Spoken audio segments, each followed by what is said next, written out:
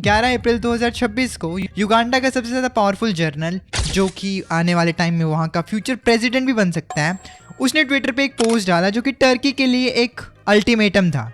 उसने कहा कि टर्की वालों, मुझे $1 बिलियन चाहिए 30 दिन के अंदर, वरना तुम्हारी एम्बेसी हम बंद कर देंगे युगांडा में, और एक टर्किश बीवी भी चाहिए। तो युगांडा का ये जनरल महूजी युगांडा के करंट प्रेसिडेंट का बेटा है, इसीलिए जो ट्विटर पे उसने पोस्ट डाली थी उसे सभी लोग सीरियसली ले रहे हैं। तो अब समझते हैं कि टर्की एंड युगांडा के बीच में ये कन्फ्लिक्ट क्यों हो रहा है।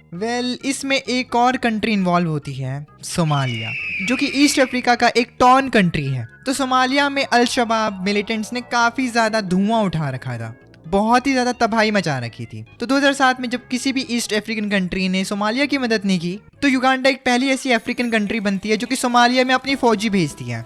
अफ्रीकन यूनियन मिशन के अंदर युगांडा 19 साल तक अपनी फौज सोमालिया में भेजती है, जहां पर इस चीज की वजह से काफी ज्यादा जानें चली जाती हैं। अब एंट्री होती है टर्की की। 2011 में टर्की सोमालिया जाता है, जहां पर युगांडा के सोल्जर्स ऑलरेडी स्टेबिलिटी क्रिएट कर चुके थे। अब टर्की सोमालिया के पोर्ट संभालता है, वहां पर एयरपोर्ट्स के कॉन्ट्रैक्ट्स लेता है एंड इंफ्रास्ट्रक्चर प्रोजेक्ट शुरू करता है। और तो और दुनिया का सबसे बड़ा मिलिट्री ट्रेनिंग बेस टर्कसॉम भी वहां पे बनाता है, और ये सब वो कर पाता है युगांडा के सोल्जर्स की बनाई गई स्टेबिलिटी की वजह से। टर्की मस्त अपना बिजनेस करता है, और अब एंट्री होती है जनरल महूजी की। महूजी का कहना है कि हम 19 साल तक सोमालिया में लड़ रहे थे, हमारे कितने सोल्जर्स मरे हैं, हमारे कितने पैसे लगे हैं, और टर्की ने हमारी स्टेबलाइजेशन का फायदा उठाया है सोमालिया में, वो भी बिना पैसे दिए।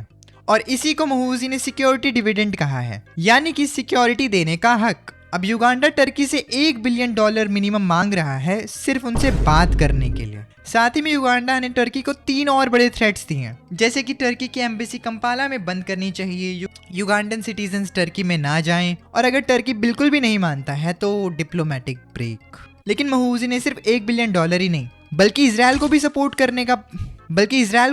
करने का ऐलान किया है। उसने कहा है कि वो 1 लाख युगांडा के सोल्जर्स इजराइल की हॉली लैंड पे भेजेगा। अब क्योंकि टर्की एक मुस्लिम मेजॉरिटी कंट्री है एंड वो ओपनली पैलेस्टाइन को सपोर्ट करते हैं, तो ये चीज उनसे अलाइन नहीं होती। मतलब युगांडा एंड टर्की की टेंशन सिर्फ पैसों को लेकर नहीं है, बल्कि इस बीच एक जियोपॉलिटिकल डिवाइड भी है। टर्की की तरफ से अभी तक कोई ऑफिशियल रिस्पॉन्स नहीं आया है, ना ही युगांडा की फॉरेन मिनिस्ट्री ने कोई ऑफिशियल स्टेटमेंट दिया है इस चीज को लेकर।